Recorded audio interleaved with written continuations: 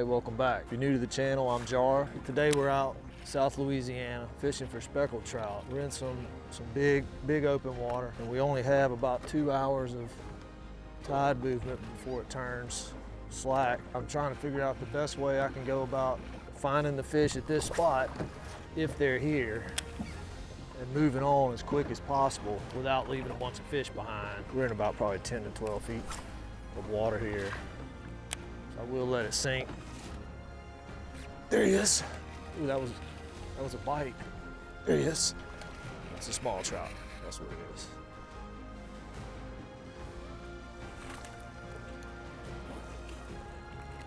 Ooh. So that's our first clue that both of those bites came while the lure was dropping. Let's see if he comes up. There he is right there.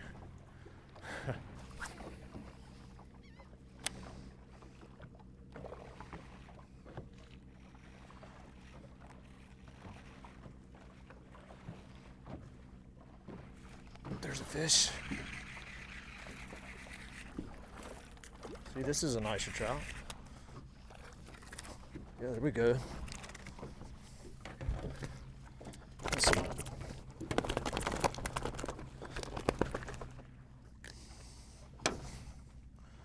Take that. It's going to be about a 14, 15 incher. Yeah, 14 and a half.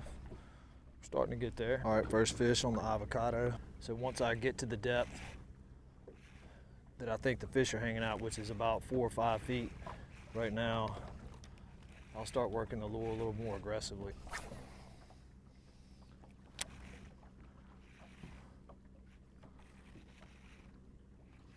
There he is.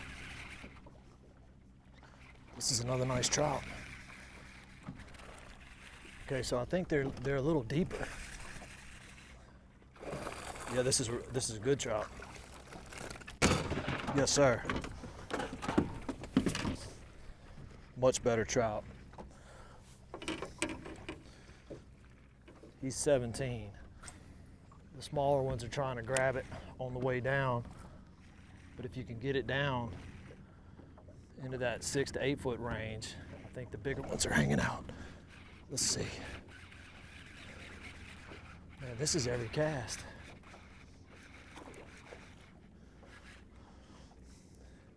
Yeah, this is a nicer trout.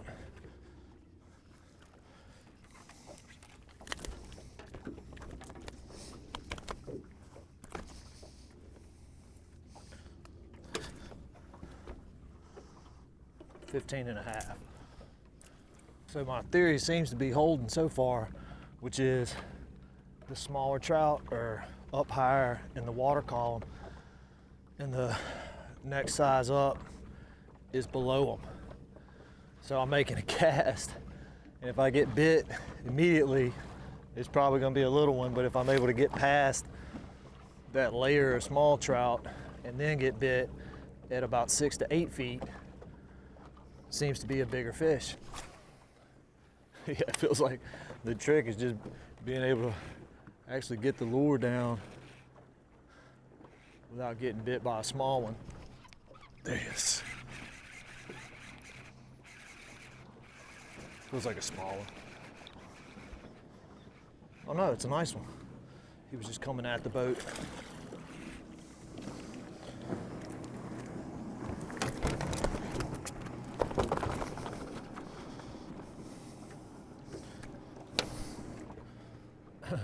Of course, as soon as a boat comes by, 15, pretty fast right here. I'm still curious what's happening around some of the other sides of this structure.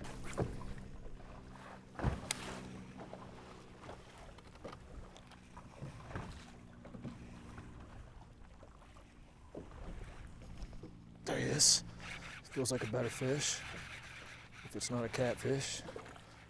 Oh, it's a nice trout. Yes, sir. Chill out, dude. That's exactly why I was saying to fish around, even when you're on fish. That's a nice 16 and a halfer. There could be some better fish sitting right up here. I was catching all those other fish back on this point. Yeah, to me, the hardest part about a technique like this, just tight lining a jig, is not getting bit, but knowing that you got bit. Because you're wanting that lure to drop, because they like to hit it on the fall a lot of times, but you can't always feel the bite because you've got slack in your line. Because I'm throwing that lure out there and I'm letting it sink, and the only chance I get to know that a fish is there is when I go to work the lure.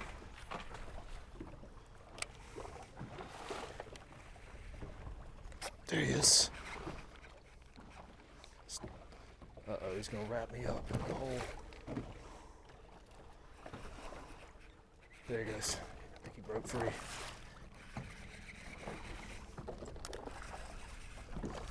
Nice trout.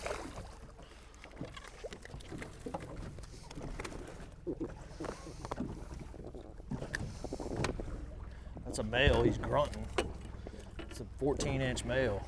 Continuing our way around this structure. Fastest action was in that first spot, but it was also a bunch of little schoolies mixed in, so.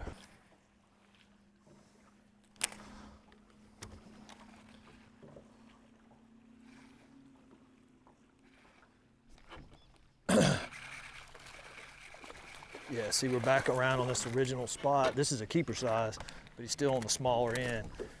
That's what we were running into earlier.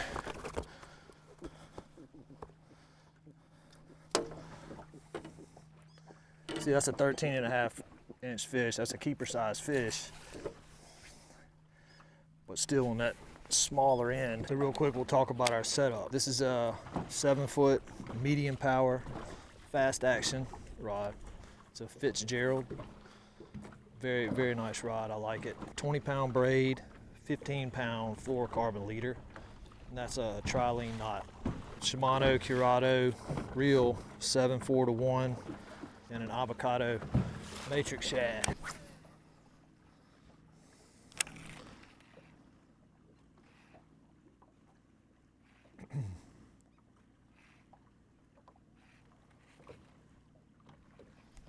There he is. Might be a better one. It is. Every time I'm able to get the lure a little bit lower in the water column, I catch a better fish. See, that's a real nice trout. Big old healthy sucker.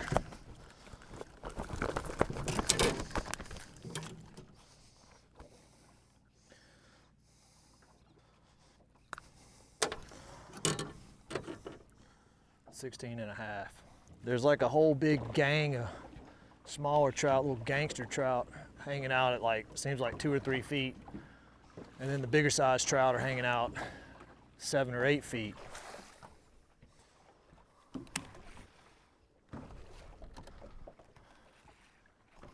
There he is. I mean, it's every cast. It's just, this feels like a better trout. It is. A little better. That's a nice one.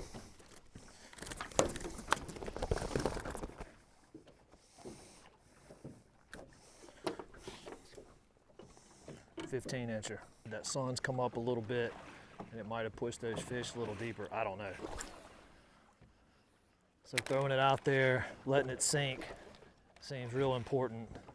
And then once it gets to a certain depth, I'm thinking 7 or 8 feet. I'm just counting.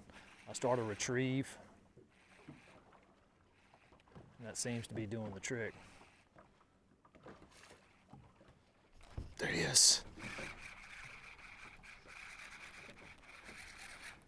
A little better trout. That's a nice one.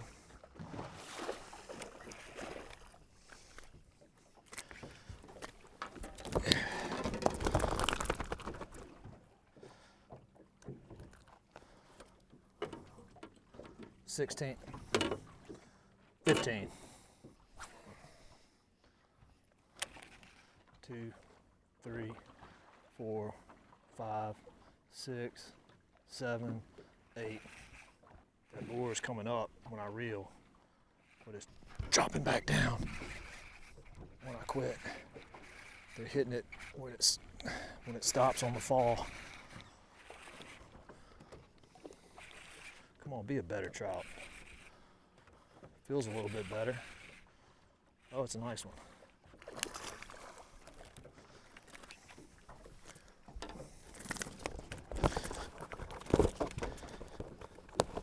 So it took me all morning that I've been fishing, about an hour and a half, to figure that out.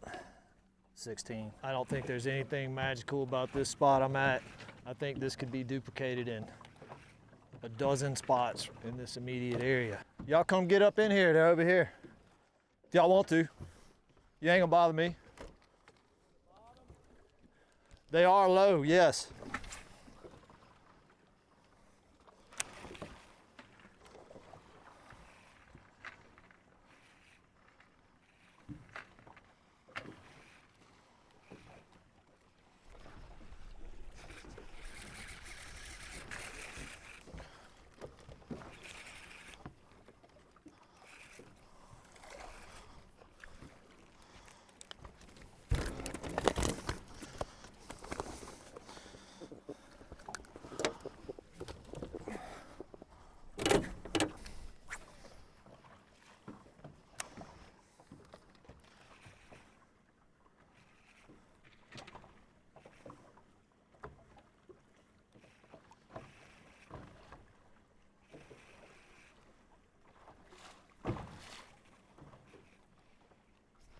Yes.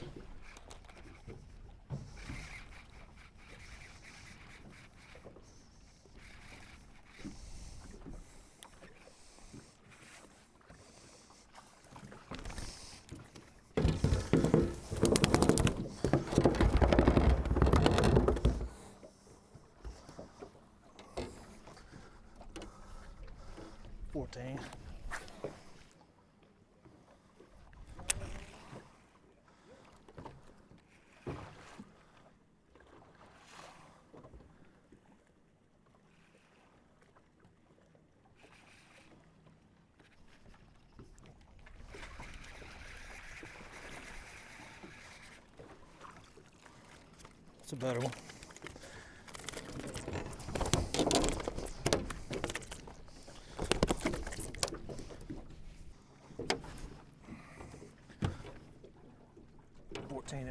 That's a great illustration of why you want to try different techniques, because those guys pulled right up here where they were casting, right where I was catching fish, and they didn't get a bite.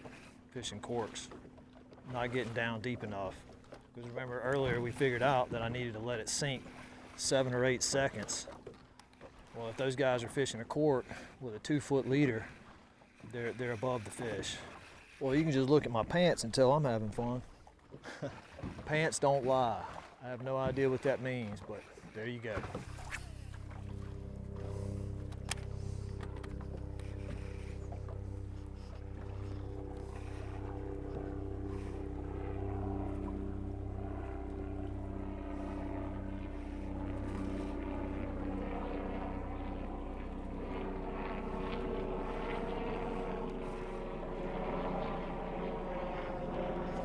There he is.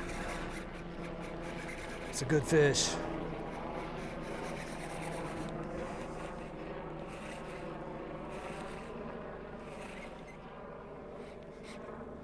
Man, it feels like they get deeper and deeper as the morning goes on.